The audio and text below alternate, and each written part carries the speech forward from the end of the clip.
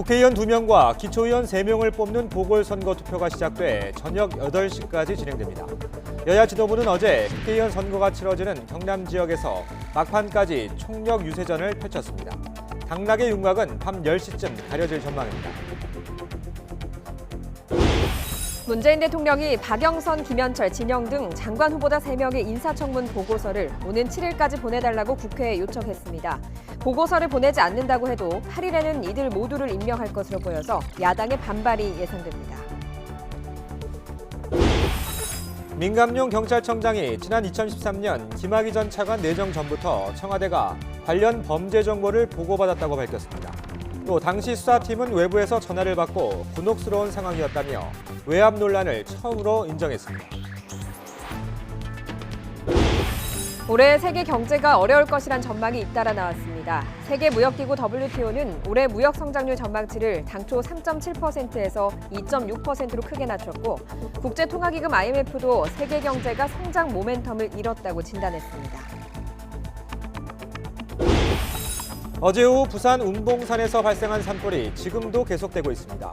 밤새 물지개와 곡괭이 등을 이용해 진화 작업을 펼쳤지만 건조한 날씨 속에 불이 번져 현재까지 산림 13헥타르가 소실된 것으로 파악됐습니다.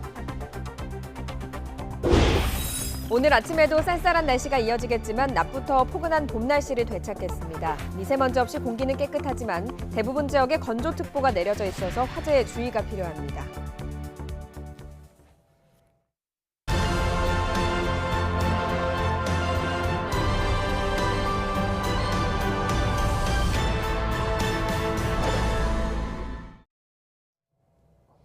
굿모닝 YTN 3부 이어갑니다.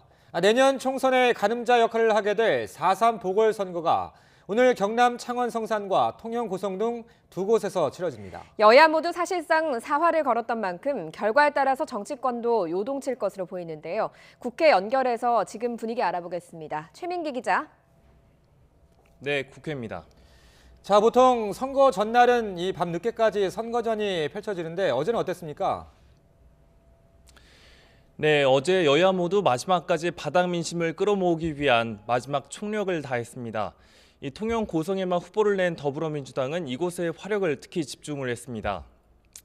이해찬 대표와 홍영표 원내대표는 의원 10여 명과 함께 유동인구가 많은 곳을 중심으로 돌며 이 마지막 유세를 벌였습니다. 특히 진보와 보수 진영의 각축전이 벌어지는 창원 성산에서 이 뜨거운 유세가 밤까지 이어졌습니다. 이 자유한국당은 어제 오전 통영 고성에 유세를 벌인 뒤 이 오후부터는 지도부가 창원 성산으로 모두 건너가 총력을 쏟아부었습니다.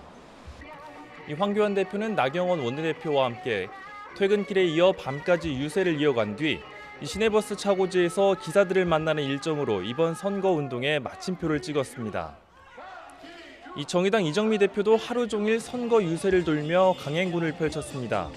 이른 아침 출근길 인사로 시작한 이 대표와 심상정 의원은 오전, 오후에는 이 순회 유세를 벌인 뒤 마지막 밤에는 심야 유세를 위해 시가지에 총집결했습니다. 이번 선거 기간 창원 성산 선거 유세에 올인했던 바른미래당 손학규 대표도 어제 아침부터 시내를 돌며 밤까지 뜨거운 유세를 이어갔습니다. 네, 막판 병수들이 터져나오면서 선거가 혼전 양상을 보였는데 각 당의 분위기도 전해주시죠.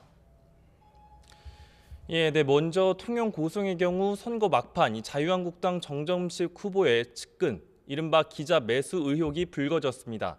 이 해당 기자는 정 후보의 측근이 우호적 기사를 부탁하며 50만 원을 제공했다며 어제는 관련 녹음 파일까지 공개를 했습니다. 결국 경남 선관위가 정 후보 측 인사를 검찰에 고발하기까지도 했는데요. 여기에 지난 주말 논란이 된 경기장 유세 사태로 경남FC가 한국프로축구연맹으로부터 2천만 원 징계를 받기도 했습니다. 이 범여권의 상황도 녹록치는 않습니다. 지난주 투기 논란을 빚은 김의겸 전 청와대 대변인 사태와 연이은 장관, 낙마 등이 부담이 되고 있습니다. 특히 한국당 등 야당은 정권 심판론을 전면에 내세워 맹공을 퍼붓고 있어 여당도 상당한 압박 속에 이번 선거를 치르게 됐습니다. 이런 가운데 오늘 여야 당대표들은 오전 10시에 진행되는 제주 4.3 희생자 추념식에 맞춰 공식 일정을 시작할 예정입니다. 이후부터는 별다른 일정 없이 시시각각 집계되는 보궐선거 소식에 촉각을 곤두세울 것으로 전망됩니다. 지금까지 국회에서 YTN 최민기입니다. 문재인 대통령이 인사청문 보고서가 채택되지 않은 장관 후보자 3명에 대해 국회에 보고서 재송부를 요청했습니다. 그러나 국회가 보고서를 보내지 않는다고 해도 오는 8일쯤엔 모두 임명할 것으로 보입니다. 신호 기자가 취재했습니다. 문재인 대통령이 진영, 박영선, 김현철 장관 후보자의 인사청문 경과보고서 재송부를 국회에 요청했습니다. 1일이 보고서 채택 시한이었는데 그 시한을 못 지켰으니 다시 요구하는 절차입니다. 새로 정한 시한은 오는 7일까지입니다. 이때가 지나면 국회가 청문 보고서를 채택하지 않더라도 문 대통령은 후보자들을 장관으로 임명할 수 있습니다. 국회는 이미 박양우, 문성혁 후보자는 청문 보고서를 채택했고 진영 후보자도 4일 채택할 예정입니다. 문 대통령은 박양우 문체부, 문성혁 해수부 장관은 먼저 임명해서 직무를 시작하게 했습니다. 야당이 반대하는 박영선, 김현철 두 후보자는 청문 보고서 채택 없이 8일 문 대통령이 임명장을 수여하고 9일 국무회의에 참석시킬 가능성이 커 보입니다. 문 대통령이 트럼프 대통령과의 정상회담을 위해 미국으로 출발하는 10일 전에 장관 임명 절차를 모두 매듭짓는 수순입니다. 청와대는 새 국토부 장관 후보자와 과기부 장관 후보자의 인선도 진행하고 있는 것으로 알려졌습니다. 청와대 관계자는 낙마 사례 직후인 만큼 더 꼼꼼하게 검증이 진행될 것이라면서 한 달 안팎의 시간이 걸릴 것으로 전망했습니다. 지난주 사퇴한 김의겸 대변인의 후임 인선도 청와대 내부 발탁과 외부 영입을 놓고 고심이 깊은 것으로 알려졌습니다. 청와대는 대변인의 사퇴와 장관 후보자 낙마로 빚어진 조국, 조현옥 수석 책임론도 이 정도로 정리가 됐다고 판단하고 야당의 공세에 특별한 대응을 하지 않았습니다. YTN 신호입니다. 들으신 것처럼 청와대는 무대응 방침이라 하지만 정치권에선 청와대 인사검증 책임론을 둘러싼 공방이 계속되고 있습니다. 야당은 조국, 조현옥 두 수석의 경질을 요구하고 있지만 여당은 정치 공세에 불과하다는 입장입니다. 최기성 기자가 보도합니다. 문재인 정부 2기 내각 후보자들이 인사청문회 문턱을 넘지 못하고 있는 가운데 이낙연 국무총리는 관련 질문에 말을 아꼈습니다. 눈높이에 맞지 않았던 장관 후보자 지명이라는 지적에 대해서는 좀 어떻게 생각하시는지. 어제 청와대 홍보수석이 이미 입장을 발표했죠. 또 윤도한 청와대 국민소통수석은 조동호 전 과학기술정보통신부 장관 후보자들의 포르쉐 승용차 등과 관련한 브리핑으로 논란인 데 대해 언론이 자신의 발언을 곡해했다고 반박했습니다. 포르쉐를 타는 게 문제가 없다는 뜻으로 얘기한 게 아니라 후보자 검증 기준을 놓고 볼 때 단번에 판단하기 어렵다는 취지였다고도 덧붙였습니다. 추가 낙마자가 있어서는 안 되고 야당의 조국 민정수석과 조현옥 인사수석 경질 요구에 대해서도 정치 공세에 불과하다고 일축한 더불어민주당은 인사검증 책임론에 직면한 청와대를 엄호하고 나섰습니다. 국내 중형차 정도 가격 정도에 해당하기 때문에 아마 윤도한 수석이 그 한국과 미국 간의 차이를 설명한다고 하는 거지. 자유한국당은 문재인 대통령이 조국 조현옥 수석을 질책하기는커녕 감싸고 있다며 연일 공세에 집중하는 모습입니다. 이와 함께 두 후보자가 물러났다고 끝날 일이 아닌 만큼 김현철 통일부 장관 후보자와 박영선 중소벤처기업부 장관 후보자의 사퇴 요구를 이어갔습니다. 이른바 조조 라인의 철통 방어로 보입니다.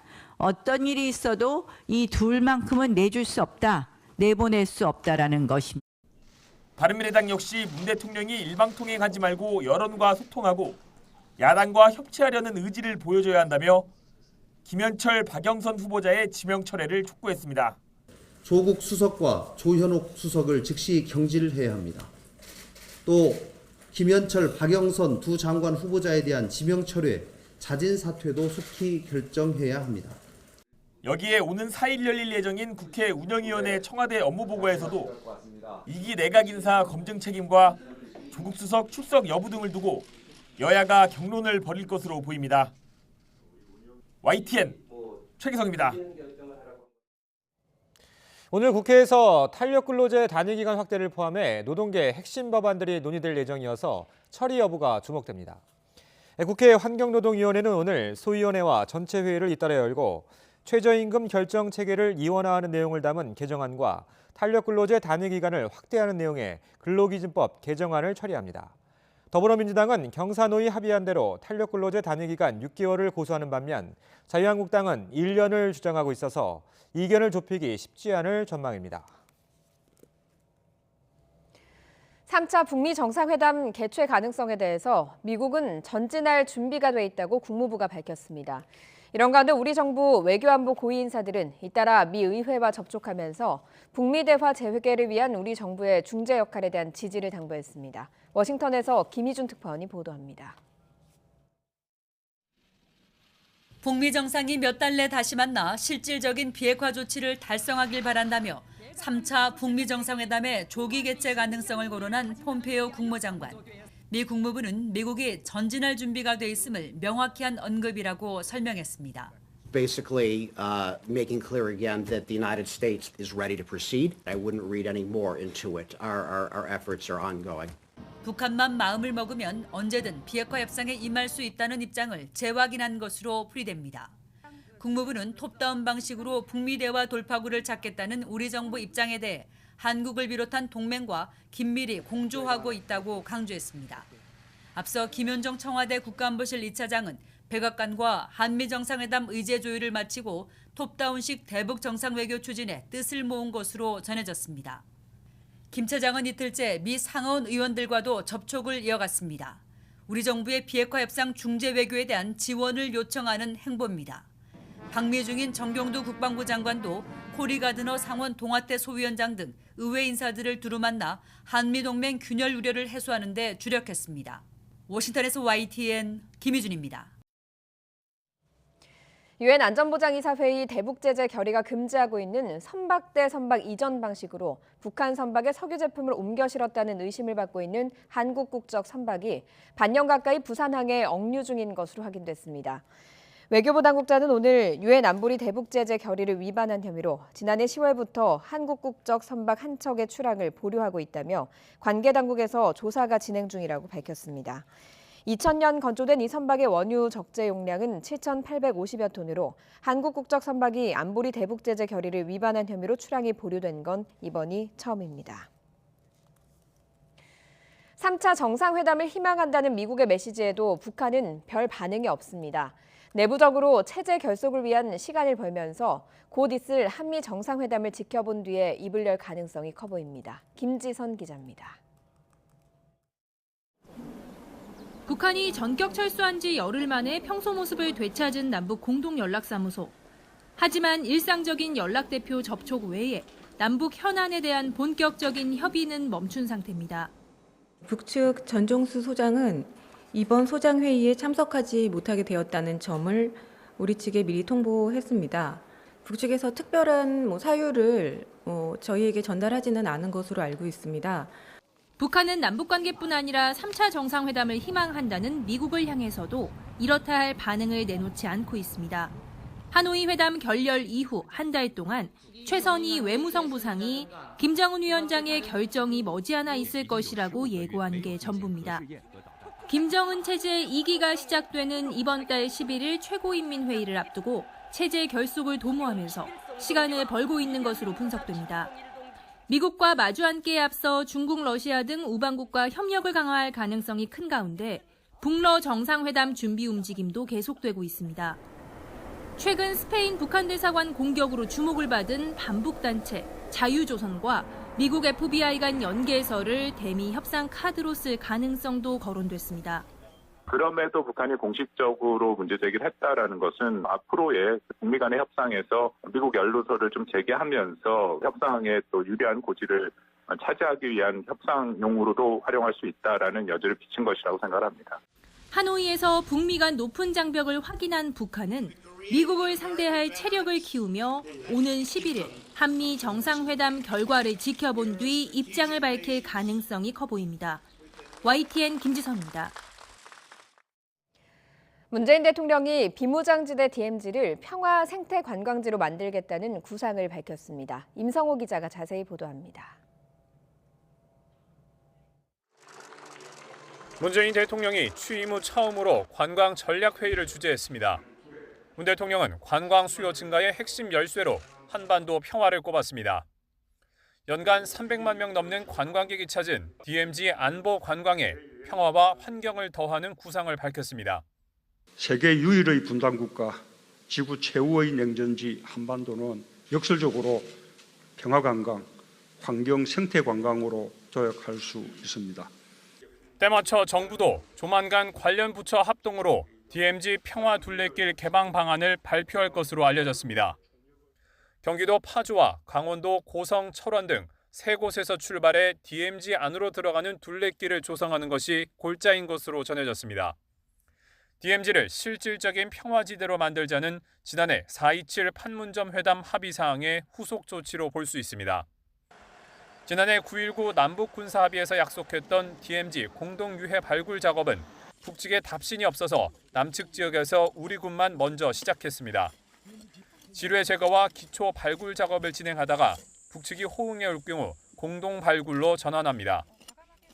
다음 주 한미 정상회담을 앞두고 남북 간 협력 분위기를 끌어올리는 게 중요하다는 문 대통령의 의중이 반영된 것으로 해석됩니다.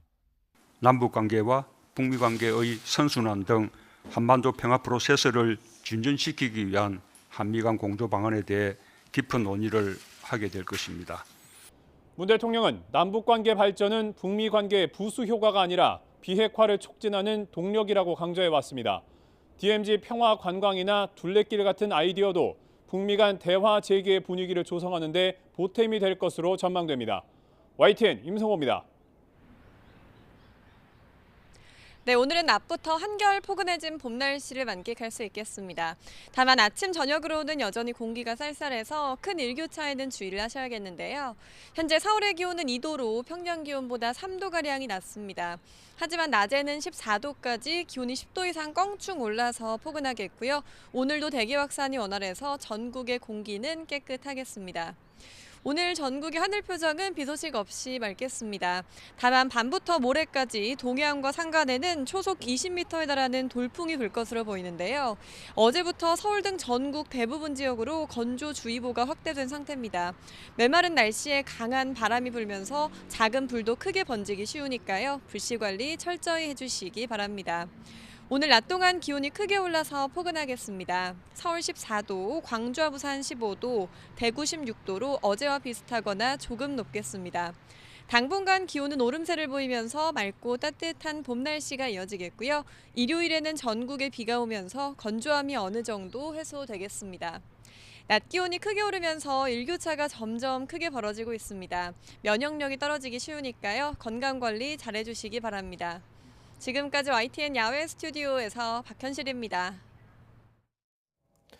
경찰청이 6년 전 김학의 전 법무부 차관이 내정되기 전부터 김 전 차관의 범죄 정보 수집 사실을 청와대에 보고했다고 국회 정보위원회에서 밝혔습니다. 민감용 경찰청장 등 경찰청 관계자들은 비공개로 진행된 국회 정보위원회 업무보고에서 2013년 1월부터 김 전 차관의 범죄 의혹에 대한 정보를 수집했고 차관 임명 전에도 여러 차례 청와대에 보고했다는 답변을 들었다고 밝혔습니다.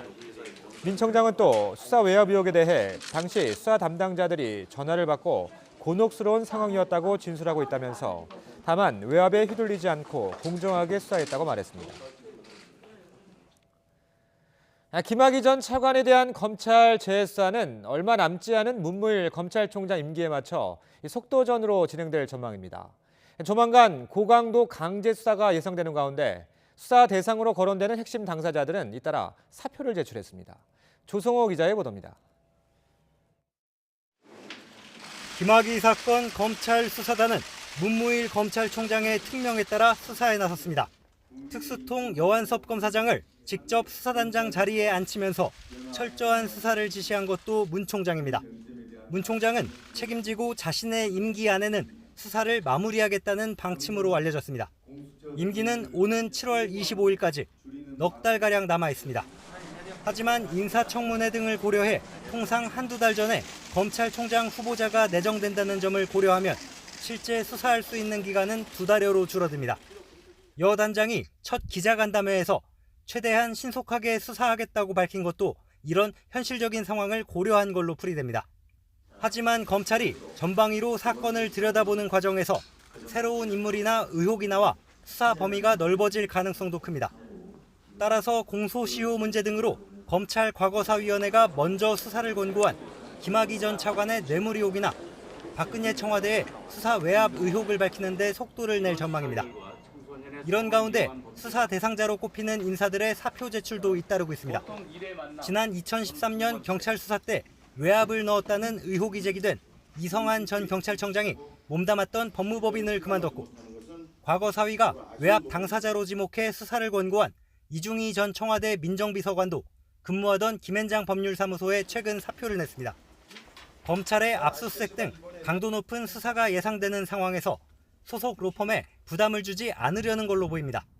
검찰 수사단이 신속한 수사 의지를 드러내고 있는 만큼 이르면 이번 주부터 압수수색을 비롯한 강제 수사에 나설 수도 있다는 관측이 나옵니다. YTN 조성호입니다. 지난 2010년 윤중천 씨의 사기 분양 사건을 수사하던 검찰이 통상적인 절차와는 달리 이례적으로 수사 담당자를 교체했고 이후 불기소 처분으로 이어진 것으로 YTN 취재 결과 드러났습니다. 당시 윤 씨를 직접 조사했던 검찰 수사관 A씨는 YTN 취재진과의 통화에서 석 달 가까이 수사를 진행했는데 수사지휘검사가 갑자기 통상적인 절차와는 달리 기소, 불기소 등의 의견 없이 사건을 넘기라고 지시했다고 말했습니다. 그러면서 윤 씨가 손을 썼다고 의심할 수밖에 없는 상황이었다고 설명했습니다. 수사 담당자가 교체된 시점은 윤 씨가 담당 수사관이 편파적으로 조사한다며 검사가 직접 하게 해달라는 진정서를 검찰에 제출한 직후입니다. 사법농단 의혹으로 기소된 임종원 전 법원행정처 차장 재판에 현직 판사가 처음으로 증인석에 앉았습니다. 임 전 차장 지시로 사법농단 관련 각종 문건을 작성했고 이 과정에서 부담을 느꼈다고 시인했습니다. 강희경 기자가 보도합니다. 임종원 전 법원행정처 차장의 재판에 정다주 의정부지법 부장판사가 증인으로 출석했습니다. 사법농단 재판에서 현직 판사에 대한 증인 신문이 이뤄진 건 이번이 처음입니다. 정 부장판사는 양승태 사법부 시절 법원행정처 심의관으로 일하며 전교조 법외노조 소송 관련 등 각종 문건을 작성하는 데 관여한 인물입니다. 검찰의 증인 신문에서 정 부장판사는 임 전 차장 지시로 문건을 작성한 게 맞다고 시인했습니다. 구체적으로 지난 2013년 대법원이 가브로토텍 통상임금 사건 관련 선고를 내린 뒤 각계 동향을 파악한 보고서와 상고법원 추진과 관련한 국회 동향 문건, 원세훈 전 국정원장 사건 등 사회적으로 민감한 사안에 대한 보고서들입니다. 임 전 차장이 주요 내용을 구술하고 자신은 보고서에 적합한 형식을 갖추는 방식이었다는 겁니다. 이와 관련해 앞서 검찰 조사에서 사법부 권한을 남용하는 부분이 많이 포함됐고 비밀스럽게 작성해 부담을 느꼈다고 진술한 사실도 확인됐습니다. 증인신문에 앞서 임 전 차장은 재판부의 유도신문을 막아달라고 당부하거나 검찰의 질문 방식을 지적하는 등 기회가 있을 때마다 재판 진행에 의의를 제기했습니다. 증거 능력을 두고 팽팽하게 의견이 갈렸던 임 전 차장의 USB는 재판부가 증거로 인정했습니다. 임 전 차장 측은 검찰이 위법하게 수집한 만큼 증거로 쓸 수 없다고 주장했지만 재판부는 절차에 문제가 없었다고 판단했습니다. YTN 강희경입니다. 환경부 블랙리스트 의혹과 관련해 구속영장이 기각된 김은경 전 환경부 장관이 다시 검찰에 불려 나왔습니다. 이번이 세 번째 소환인데 검찰은 조만간 청와대 창구 역할을 한 것으로 지목된 신미숙 비서관도 소환할 것으로 보입니다. 박기환 기자가 취재했습니다. 김은경 전 환경부 장관이 세 번째 피의자 조사를 받기 위해 검찰에 출석했습니다. 김 전 장관은 취재진의 질문에 성실하게 조사받겠다는 말만 남기고 청사로 들어갔습니다. 오늘 어떻게 소명하실 생각이십니까? 예, 조사 성실하게 잘 받겠습니다. 여전히 부인하고 계신가요? 김 전 장관은 전 정권에서 임명한 산하기관 임원을 표적 감사하고 후임으로 특정 인사를 뽑기 위해 특혜를 준 혐의를 받습니다. 검찰은 지난해 12월부터 환경부 압수수색과 참고인 조사를 통해 혐의를 뒷받침할 증거와 진술들을 확보한 것으로 알려졌습니다. 검찰은 이를 토대로 임원 채용 과정에 청와대가 직접 개입하고 특혜를 지시했는지 확인할 것으로 보입니다. 앞서 검찰은 증거 인멸을 우려해 김 전 장관에 대한 구속영장을 청구했습니다. 하지만 법원은 이미 증거가 많이 확보됐고 전직 장관으로 증거 인멸의 우려가 적다며 구속영장을 기각했습니다. 검찰은 김 전 장관에 대한 조사를 마무리한 뒤 이르면 이번 주 신미숙 청와대 균형인사 비서관을 조사할 방침인 것으로 전해졌습니다. YTN 박규환입니다. 남양유업 창업주의 외손녀인 황하나 씨의 과거 마약 투약 의혹에 대해 경찰이 수사에 나섰습니다. 경기 남부경찰청 마약수사대는 황 씨를 마약류 관리법 위반 혐의로 입건해 수사하고 있다고 밝혔습니다. 경찰 관계자는 지난해 말 황 씨가 필로폰을 투약했다는 제보를 접수했고 황 씨가 출석에 응하지 않아 아직 직접 조사하지는 못했다고 말했습니다. 이와 별개로 서울경찰청 지능범죄수사대는 지난 2015년 황 씨의 필로폰 투약 매매 혐의와 관련해 봐주기 수사 의혹에 대해 내사에 착수했습니다. 사립유치원 계약 연기 투쟁을 주도했던 이덕선 전 한국유치원총연합회 이사장의 구속영장이 기각됐습니다.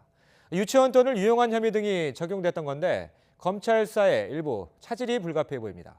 김진호 기자의 보도입니다. 이덕선 전 한유총 이사장이 수원 구치소문을 나섭니다. 이 씨는 말없이 대기하고 있던 택시를 타고 구치소를 떠났습니다. 수원지법 김봉선 영장전담판사는 검찰이 사립학교법 위반 등의 혐의로 이 씨에 대해 청구한 구속영장을 기각했습니다. 김 판사는 여러 사정을 종합하면 현 단계에서는 구속에 필요한 충분한 소명이 있다고 보기 부족하며 범죄 사실의 성립에 관해 법리상 다툼의 여지가 있다고 영장 기각 사유를 설명했습니다. 이 전 이사장은 유치원 명의로 된 계좌에서 돈을 빼돌려 사적으로 유용하는 등 유치원비를 정해진 용도와 다른 곳에 쓴 혐의를 받고 있습니다. 경기도 교육청은 이 씨가 설립 운영자로 있는 유치원과 교재 교구 납품업체 간에 석연찮은 거래가 이루어진 것으로 의심하고 지난해 7월 이 씨를 검찰에 고발했습니다. 검찰은 교비 전용 등 고발 사실과 관련해 이 씨에 대한 소환 조사와 압수수색을 진행한 결과 구속 필요성이 있다며 지난달 28일 영장을 청구했습니다. 그러나 법원이 이 씨에 대한 구속영장을 기각함에 따라 앞으로 검찰의 수사에 차질이 불가피할 것으로 보입니다. 이 전 이사장은 지난달 초 사상 초유의 사립유치원 집단 계약 연기 사태를 불러일으켰습니다. 유치원 3법 등이 사유재산권을 침해한다는 명분이었습니다. 하지만 아이를 볼모로 삼은 일방적인 투쟁이라며 학부모들의 공분을 샀고 계약 연기는 하루를 넘기지 못했고 그 여파로 한유총 이사장직에서 물러났습니다. 서울시 교육청은 한유총의 법인 허가를 취소하는 절차를 진행하고 있습니다. YTN 김진호입니다. 어제 오후에 시작된 부산 해운대 운봉산 불은 현재 대부분 진화됐다는 소식입니다. 헬기가 뜨지 못해서 진화 작업이 어려웠던 밤 사이에 피해 면적이 더 넓어졌습니다. 현장에 나가 있는 취재기자 연결합니다. 차상은 기자. 네, 부산 운봉산 화재 현장 지휘소에 나와 있습니다. 네, 큰 불길이 잡혔다고요? 네, 그렇습니다. 아침이 되면서부터 큰 불길은 대부분 잡힌 상태입니다. 조금 전에 소방당국이 브리핑을 진행을 했는데요. 현재 화재 진화율이 90%라고 발표를 했습니다. 야간에는 뜨지 못했던 진화 헬기들이 동이 트자마자 투입되면서 산불이 더는 확대되지 않았습니다. 하지만 헬기가 뜨지 못한 밤 사이에 피해 면적은 더 늘었습니다. 어제 오후 10헥타르였던 피해 면적은 현재 30헥타르에 달하는 것으로 집계가 됐습니다. 현재 화재 진화에 투입된 인력은 3,300여 명으로 소방대원과 의용소방대원, 경찰과 시군 공무원을 비롯해 인근 군부대도 인력을 지원했습니다. 진화대원들은 불이 난 운봉산을 둘러싸고 불이 더 번지지 않게 하는 데 주력하고 있습니다. 다행히 현재까지 인명피해는 없는 것으로 파악이 됐습니다. 산불 현장 근처 주민과 요양원에 있던 노인 등은 근처 초등학교와 현장에서 조금 떨어진 식당 등 안전한 장소로 대피한 상태입니다. 소방당국은 오늘까지는 화재 진화를 마무리한다는 계획을 세우고 있습니다. 경찰은 실화 가능성에 무게를 두고 수사를 진행하기로 했습니다. 지금까지 부산 운봉산 화재 현장 지휘소에서 YTN 차상은입니다. 경기도 포천시 인근 산에서도 불이 나 한 명이 숨졌습니다. 경기도 남양주에서는 빌라에서 불이 나 집에 있던 60대가 미처 피하지 못해 변을당했습니다. 이동헌 기자입니다. 어제 오후 2시 50분쯤 경기도 포천시 불무산 부근에서 불이 났습니다. 헬기가 물을 뿌리고 소방대원들이 진화 작업을 하던 중 중국인 58살 유모 씨가 화재 현장에서 숨진 채 발견됐습니다. 목격자들은 밭에서 쓰레기를 태우던 불이 산으로 번지자 유 씨가 산으로 뛰어 올라갔다고 말했습니다. 불은 산림 2만 제곱미터를 태우고 1시간 반 만에 꺼졌습니다. 빌라 4층에서 연기가 새어나옵니다. 경기도 남양주시 화도읍의 한 빌라에서 불이 난 때는 어젯밤 9시 15분쯤 주민 20여 명이 긴급 대피했습니다. 출동한 소방대가 20여 분 만에 불을 껐지만 집 안에 있던 60살 A씨가 심한 화상을 입어 병원으로 옮겨졌으나 숨졌습니다. 경찰과 소방대는 A씨가 미처 불길을 피하지 못하고 집 문 안쪽에 쓰러져 변을 당한 것으로 보고 정확한 화재 원인을 조사하고 있습니다. 어제 오후 3시쯤 경기도 가평읍 호명리 부근 북한강에서 소형 SUV 한 대가 인양됐습니다. 운전자는 57살 연모 씨로 차량과 함께 숨진 채 발견됐습니다. 사고는 전날 저녁 7시 26분쯤 일어났습니다. 사고 현장 부근 펜션 주인이 녹화된 펜션 주차장 CCTV 화면을 확인하던 중 주차장에 있던 사고 차량이 강에 빠지는 모습을 보고 경찰에 신고했습니다. 경찰은 CCTV 화면을 토대로 사고 원인을 조사하고 있습니다. YTN 이동원입니다. 황교안 대표 등 자유한국당의 선거 유세 논란에 휩싸인 프로축구 경남FC가 한국프로축구연맹 상벌위원회로부터 제재금 2천만 원의 징계를 받았습니다. 상벌위는 경기 전부터 선거 열기가 고조되고 있었음에도 경호 인원을 증원하지 않은 점과 선거운동원들이 입장 게이트를 통과하는 상황에서 입장권 검표나 선거운동복 탈의 등 적절한 조치를 취하지 않은 점 등을 이유로 경남구단에 제재를 결정했다고 밝혔습니다. 경남FC 구단은 자유한국당의 사과와 경제적 손실에 대한 책임 있는 조치를 요구했습니다. 경남FC 구단은 보도자료를 통해서 한국당 황교안 대표와 강기훈 후보자에게 경남FC의 명예실추에 대해서 도민과 팬들에게 공식적으로 사과할 것을 요청한다고 밝혔습니다. 또 이번 징계로 인해서 경남FC가 안게 될 경제적 손실에 대해서 책임 있는 조치를 바라며 그렇지 않으면 모든 법적 조치를 취할 것이라고 강조했습니다. 선관위는 축구 경기장 유세를 한 한국당에 가벼운 행정 조치만 내려서 형평성 문제가 제기되고 있습니다. 정의당도 농구장에서 유세용 머리띠를 해서 선관위의 행정 조치를 받았는데요. 경기장 유세에 대한 확실한 대책이 필요하다는 지적이 나옵니다. 권준기 기자의 보도입니다. 경남FC의 제재금 부과 결정이 내려진 뒤 자유한국당 황교안 대표는 송구스럽다며 징계가 재고되도록 노력하겠다고 밝혔습니다. 벌과금이라고 하는 제재 조치가 그것도 다시 한번 재고가 이루어졌으면 좋겠다 이런 생각을 하고 이를 위한 노력을 또 저희들이 하겠습니다. 다만 축구장에 막무가내로 들어가 선거운동을 벌였다는 경남FC 측 주장에 대해선 당시 아무도 막지 않았다고 반박했습니다. 황 대표의 사과에도 불구하고 형평성 논란은 잦아들지 않았습니다. 구단은 제재금 2천만 원의 징계를 받는데 정작 축구장에서 유세를 벌인 한국당은 행정처분의 솜방망이 처벌로 끝난 건 문제가 있다는 겁니다. 이런 식이면 앞으로도 경기장 안에서 유세를 벌이는 걸 막을 수 있겠느냐는 지적도 나옵니다. 민주당을 비롯한 여야는 황교안 대표와 한국당이 벌금에 대한 책임을 져야 한다며 비판의 목소리를 높였습니다. 하지만 프로축구연맹 발표를 보면 다른 정당도 축구장 유세에 떳떳하지만은 않아 보입니다. 또 다른 정당도 경기장 내로 진입하고자 할 때 구단이 이를 제지하여 돌아간 점도 고려했습니다. 게다가 정의당도 지난달 유세용 머리띠를 한 채 농구장에 들어간 사실이 드러나 뒤늦게 선관위의 행정처분을 받았습니다. 경기장 선거 유세와 관련한 선관위 관리에 허점이 있었다는 지적이 나올 수밖에 없습니다. 경기장 내 선거운동 제한의 기준도 모호합니다. 지난달 중순에는 민주당과 바른미래당 등 5당 후보들이 모두 이번에 문제가 된 창원 축구센터에서 유세를 벌였지만 선관위는 당시 무료 경기여서 선거법 적용 대상이 아니라고 설명했습니다. 경기장 내 선거운동을 막기 위해선 확실한 처벌과 명확한 기준 마련이 필요하다는 목소리가 나오고 있습니다. YTN 권윤입니다. 올해 세계 경제에 대한 암울한 전망이 잇따라 제기됐습니다. 세계무역기구 WTO가 올해 세계 무역 성장률 전망치를 대폭 하향 조정한 데 이어서 국제통화기금 IMF는 세계 경제 성장률 전망치를 내릴 뜻을 시사했습니다. 박기천 기자의 보도입니다. 세계무역기구 WTO가 올해 세계 무역 성장률 전망치를 큰 폭으로 하향 조정했습니다. WTO는 올해 전 세계 무역 성장률이 2.6%에 그칠 것으로 전망했습니다. 이는 지난해 성장률 3%보다 0.4%포인트 낮은 것이고 지난해 9월 제시한 올해 전망치 3.7%를 6개월 만에 1.1%포인트나 낮춰 잡은 겁니다. 미국과 중국의 무역 갈등과 경제적 불확실성 때문이라고 WTO는 밝혔습니다. The fact that we don't have great news today should surprise no one who has been reading the papers over the last 12 months. 브렉시트도 전망치 하향 조정의 또 다른 이유로 꼽혔습니다.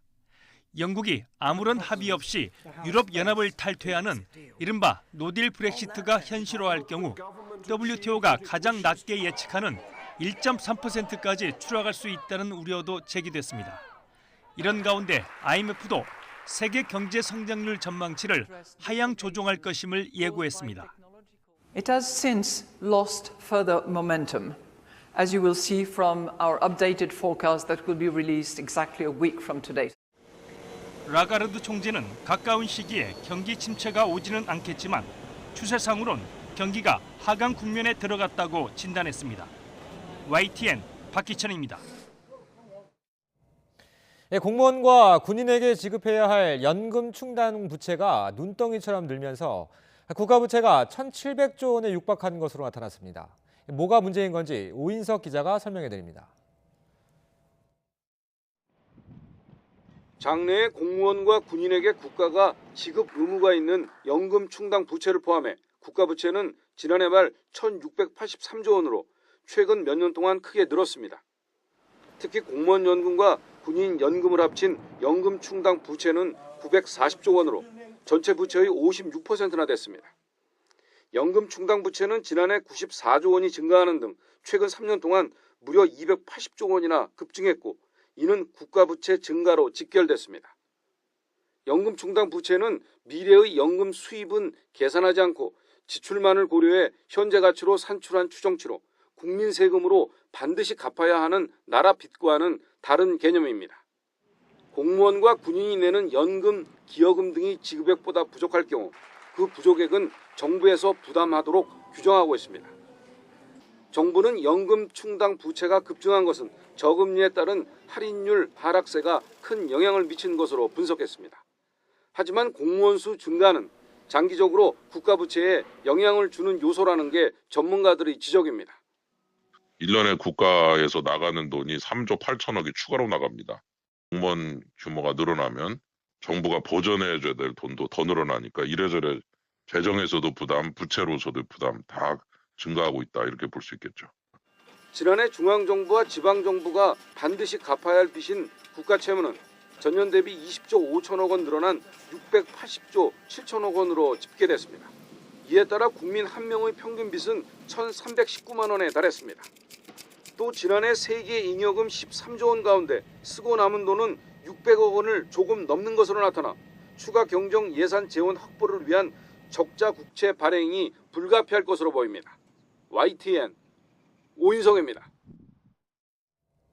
어젯밤 대전에 있는 아파트 단지에서 정전이 발생해 2,000가구의 전기 공급이 끊겼습니다. 수도 배관에서 쏟아진 물이 전기실까지 흘러들면서 정전이 발생했는데 복구에만 6시간이 걸렸습니다. 이상곤 기자가 취재했습니다.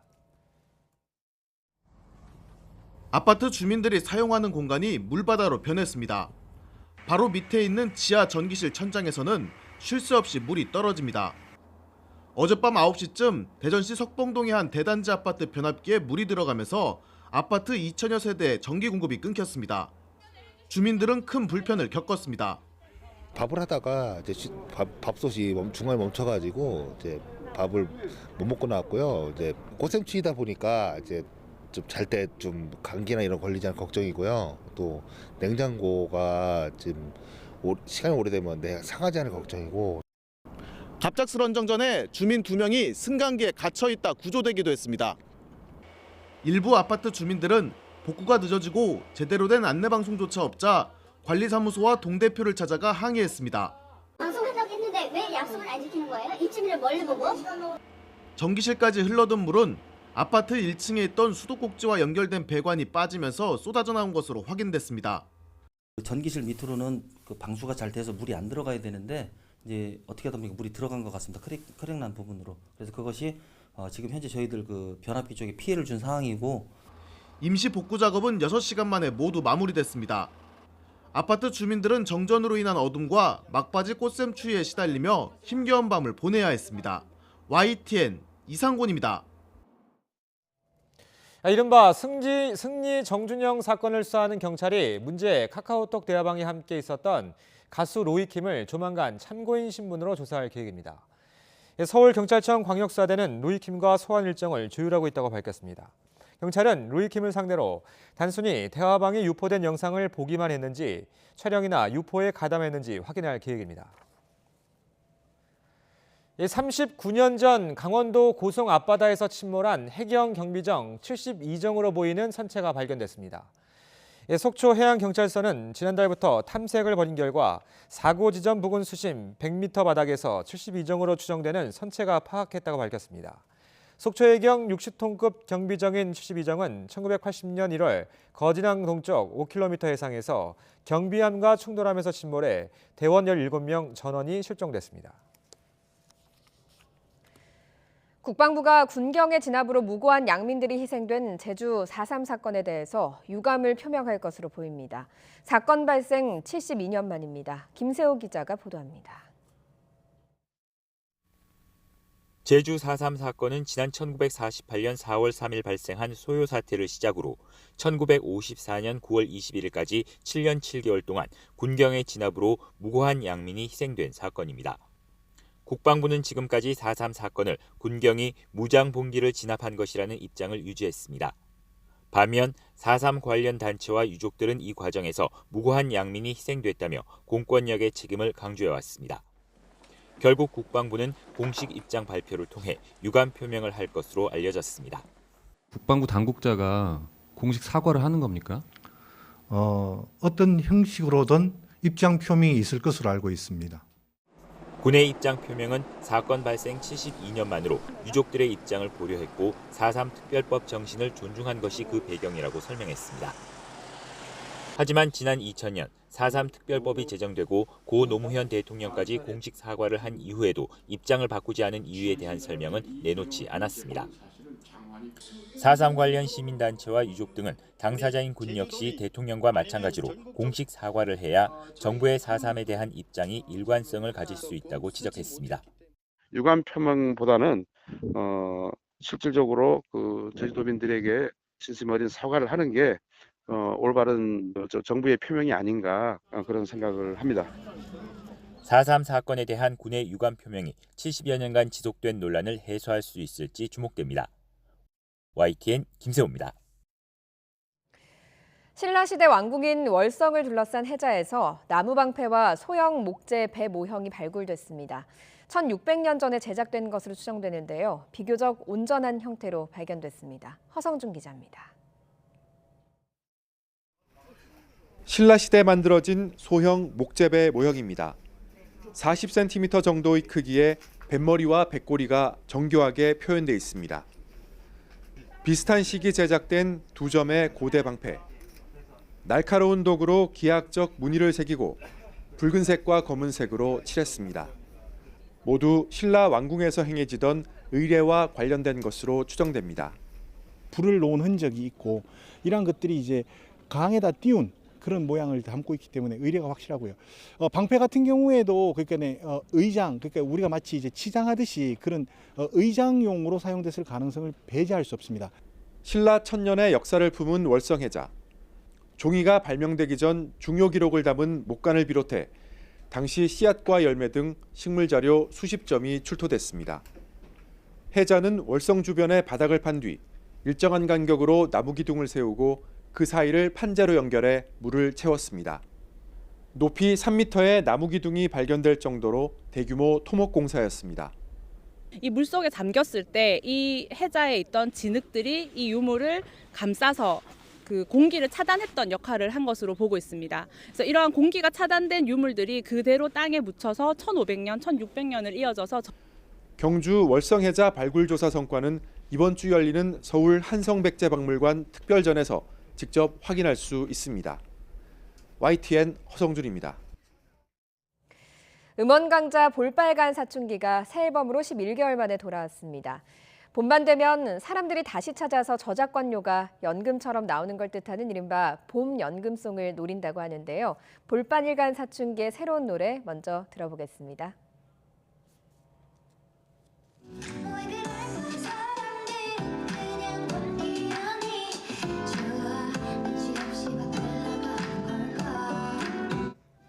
네, 이번 앨범에 수록된 5곡 가운데 타이틀곡으로 지정된 곡은 3곡이고요. 모두 볼빨간 사춘기가 직접 작사, 작곡했습니다. 그중 메인 타이틀곡인 나만 봄은 예쁜 음색과 어쿠스틱 기타가 잘 어우러져서 봄 기운이 물씬 느껴지는 곡인데요. 오랜만에 돌아온 소감도 들어볼까요? 꽃기운 그리고 막 앨범 아트, 그다음에 막 머리 색깔 이렇게 딱 보시면 알겠지만 사실 이번 앨범은 대놓고 봄을 저격하고자 나온 곡이기도 앨범이기도 하고요. 그리고 또 많은 분들의 마음을 좀 간지럽히려 저희 볼빨간 사춘기가 이렇게 출동을 했습니다. 일을 할 때마다 너무 당연한 것보다는 좀 선물을 받은 느낌이었기 때문에 이번에도 선물을 주신다면야 감사히 받겠습니다. 만약에 이 올 봄을 많은 분들이 저희와 함께 봄을 느끼신다면 아마 연금송을 저희가 그래도 노려볼 수 있지 않을까라는 생각을 좀 하고 있습니다. 정부가 보유한 재산 가운데 가장 가치가 큰 것은 12조 원이 넘는 경부고속도로로 나타났습니다. 정부가 국무회의에서 의결한 2018 회계연도 국가결산을 보면 지난해 국유 건물과 유무형 자산, 고속도로 등 국유 재산 가운데 가장 가치가 큰 건 장부가액 12조 1,316억 원인 경부고속도로로 집계됐습니다. 전년보다 9,440억 원의 가치가 높아졌습니다. 네, 꽃샘추위의 기세는 수그러들었지만 오늘도 큰 일교차는 조심하셔야겠습니다. 오늘 아침 서울과 대구의 기온이 2도선을 밑돌면서 예년보다 쌀쌀했는데요.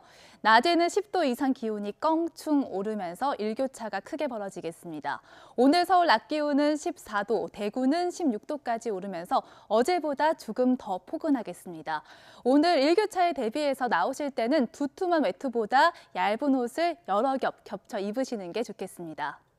대기는 무척 건조합니다. 어제 부산에서 발생한 산불은 아직도 잡히지 않고 있는데요. 서울을 비롯한 그 밖의 지역에도 지금 건조주의보가 확대 발령돼 있습니다. 여기에 설상 가상으로 밤부터는 동해안 쪽으로 강풍도 강하게 불 것으로 보입니다. 주의하셔야겠습니다. 오늘 비 예보 없이 대체로 맑겠고요. 미세먼지 농도는 보통 단계를 보이겠습니다. 낮 기온은 어제보다 오르겠습니다. 서울의 한낮 기온이 14도를 비롯해 청주와 안동, 전주 14도, 대전과 창원, 광주와 부산 모두 15도까지 오르겠습니다. 이번 주 후반까지 대체로 맑은 가운데 나날이 기온이 올라서 포근해지겠고 일요일은 전국에 한 차례 비가 오겠습니다. 날씨 정보였습니다. 수요일 굿모닝 YTN 여기까지입니다. 내일 아침도 부지런히 준비하겠습니다. 고맙습니다.